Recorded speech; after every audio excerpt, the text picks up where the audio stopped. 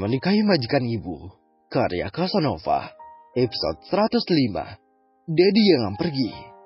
Selama penerbangan Jakarta-Surabaya, Bella lebih banyak termenung, beberapa kali tertangkap sedang mengusap pelam air mata yang mengenang sungai, menangis dalam diamnya. Dia sedang mengingat kembali, menyusun potongan demi potongan kehidupan pernikahannya, dan tiba-tiba dipaksa menikah, ditinggal suaminya selama 2 tahun tanpa kabar berita. Sampai pada akhirnya dia menyusul. Barulah sang suami mau mengakui keberadaannya. Entah disengaja atau tidak, entah untuk alasan apapun, saat itu dia benar-benar merasa tidak dihargai. Satu-satunya alasan dia bertahan dan membatalkan perceraiannya saat itu adalah ibu dan Isabel, 2 orang yang saat ini duduk di sisinya. Menatap Isabel yang tertidur pulas, kembali air mata itu menetes kembali tidak berbendung. Mengenang perjalanan pernikahannya yang baru saja dilakoninya meski sudah 2 tahun menyandang status sebagai istri dari Barata Wirayuda, majikan ibunya sendiri. Masa lalu Bara yang terbilang rumit dan semberabut, lagi-lagi harus menghantamnya. Di saat dia menyatakan positif hamil bayi dari suami yang bahkan takut jatuh cinta padanya. Belum lagi hantaman masa lalu yang menguap ke permukaan dan tidak mau menghilang dari keluarga kecil mereka yang baru saja dibangun. Kalau dibilang ikhlas, dia sudah mencoba menerimanya selama ini. Bahkan sewaktu menikah, dia tahu jelas status suaminya yang seorang duda cerai. Tetapi kenyataannya terlalu berat. Dia sudah mencoba memahami nasihat ibunya dan berusaha menurut. Namun faktanya, menjalani tidak semudah berbicara. Perjalanan udara 1 jam lebih itu terasa lebih lama dari biasanya. Beruntung Isabel tidak rewel menghabiskan waktu dengan tidur sepanjang penerbangan. "Bella, kamu sudah pikirkan lagi?" tanya Ibu Rosmah, memecahkan keheningan yang tercipta selama hampir 1 jam ini. Bella mengangguk dengan penuh keyakinan, sedikit pun tidak berpikir untuknya mundur dari keputusannya. "Aku sudah mikirkannya bukan sehari 2 hari," sahut Bella, membuka kotak kue yang baru saja disodorkan seorang pramugari cantik padanya. "Jangan mengambil putusan gegabah, Bella. Ingat dalam perutmu itu ada bayi kalian. Buat cintamu dengan Bara," ucap Ibu Rosmah. "Buat cinta apaan?" batin Bella. "Bu, aku akan menggugat cerai Mas Bara setelah melahirkan. Aku tidak main-main dengan putusanku. Aku bukan sengaja kabur untuk sekedar mencari perhatiannya, Bu," jelas Bella. "Aku bukan perempuan kanak-kanakan seperti yang Ibu dan Mas Bara pikirkan. Buktinya aku tidak menghilang tiba-tiba kabur tidak jelas kemana arah dan tujuannya. Meskipun aku pergi tanpa izin suamiku, setidaknya suamiku dan Ibu tahu jelas aku pergi kemana. Walaupun keputusan ini berat, tapi aku tidak mau keputusanku membuat semua orang risau. Makanya aku milih pulang bersama Ibu." Ibu Rosmah hanya bisa diam, mencerna dan beri waktu untuk putrinya. Kehamilan Bella menjadi pertimbangan untuknya tidak membantah. Tepatnya saat ini, dia tidak mau berdebat dengan putrinya, memberi ruang dan waktu untuk Bella berpikir dengan tenang, tidak menggunakan emosinya. Berharap ucapan Bella tadi hanya emosi sesaat. Masal berpisah tidaklah mudah, mengingat ada bayi yang bahkan belum lahir. "Aku sudah memikirkan berulang kali.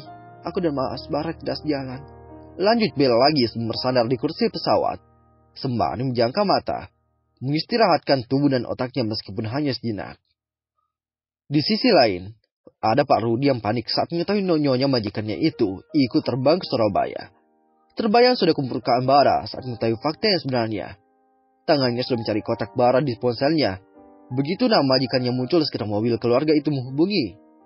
Nada daringan terdengar berulang kali tanpa diangkat, membuat Pak Rudi hampir putus asa. 15 menit mencoba selalu saja berakhir dengan gadis cantik menunggu mesin operator. Dengan pasrah, akhirnya Pak Rudi mengarahkan mobilnya menuju BEW Group, tempat di mana majikannya berkantor. Berita yang akan disampaikan bukanlah berita biasa. Pak Rudi yakin saat mendengarnya Bara akan menggila seketika seperti yang sudah-sudah. "Maaf Pak Rudi, Pak Bos sekarang keluar kota dengan supir kantor," jawab Kevin saat sampai di ruangan Bara hanya kosong melompong. "Maksudnya bagaimana Pak Kevin?" tanya sopir itu lagi. "Pak Bos ke Bogor, biasa meninjau proyek di sana," sahut Kevin dengan langkah gonte. Lagi-lagi sopir itu harus menelan pil pahit. Kembali ke rumah dan persiapkan diri baik-baik. Dia yakin dia akan jadi salah satu sasaran empuk Bara apabila saatnya tiba. Mobil sport baru masuk ke kediamannya saat hari menjelang sore. Lelaki tampan itu keluar dari mobilnya dengan wajah kelelahan. Sejak pagi, dia mengurus masalah di proyek sampai-sampai dia melewatkan makan siangnya. Suasana rumah sore itu terasa sepi. Terlihat tidak ada aktivitas apapun, begitu kakinya menginjak ke dalam rumah yang biasanya ramai dengan celotehan dan tawa kecil putrinya. Saat melangkah menuju ruang keluarga, perasaannya semakin tidak enak. Ruangan biasanya penuh dengan mainan Isabel saat ini begitu rapi. Bahkan tidak ada satupun mainan tergeletak di lantai. Melihat situasi itu, langkah kaki membawanya ke kamar Hello Kitty milik Isabel. Lagi-lagi Bar tercengang. Kamar itu sepi, seperti tidak ada kehidupan apapun. Bahkan gorden kamar tertutup rapat, seperti tidak ada penghuninya, seperti biasanya mendapat semua itu. Perasaan yang tadinya hanya tidak enak, menjadi tidak karuan. Berlari menuju kamarnya sembari meneriakkan nama istri dan putrinya. Bel, Ica. Bar manggil sembari berteriak, mencari keduanya di semua sudut kamar. Tidak ada yang terlewati. Masih berusaha berpikir positif, Bar kembali berlari ke teras mencari keberadaan Alphard hitam, mobil operasionalis istrinya. Jantungnya berdegup kencang saat mendapati mobil itu terparkir rapi di sana. Parudi! Parudi! Teriak Bara berulang kali. Tidak lama sopirnya itu muncul dari arah belakang rumah. Pak Rudi yang baru saja selesai mandi sore, masih dengan kain sarung terlilit di pinggang, berlari menemui Bara. Terlihat beberapa asisten rumah tangga dan Rania ikut keluar karena panik mendengar suara Bara yang berteriak kencang. Ada apa, Pak? Tanya Pak Rudi terbata-bata. Siapapun, ceritakan padaku, di mana istri dan putriku?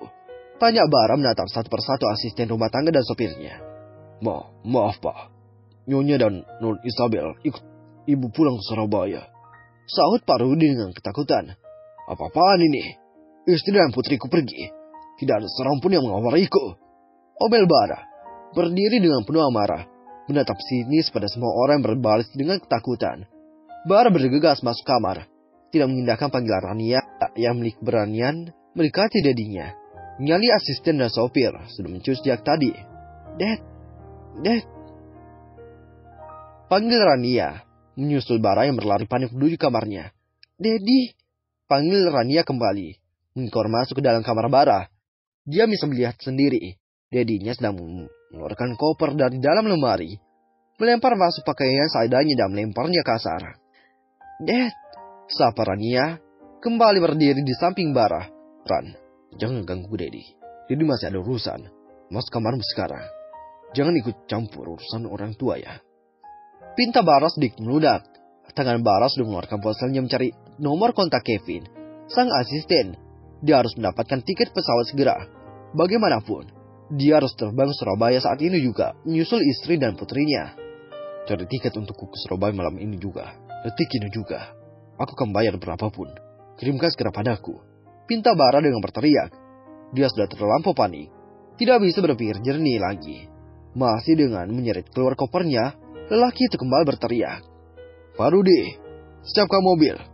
Aku harus ke Surabaya saat ini juga. Perintahnya. Rania yang sejak tadi menonton kemarahan Bara hanya bisa diam, mengekor di belakang dedinya. Tepat saat Bara akan keluar dari teras rumah, Rania merengkuh tangan dedinya sembari menangis. Dedi, jangan pergi. Tolong antarkan aku tempat Mami sekarang. Gisaknya dengan air mata bercucuran. Mami sakit lagi. Aku mau tinggal dengan Mami saja. Isaknya berhambur di pelukan Bara. Kalau kamu mau dengar audiobook lebih banyak dan gratis, segera download Audiotune.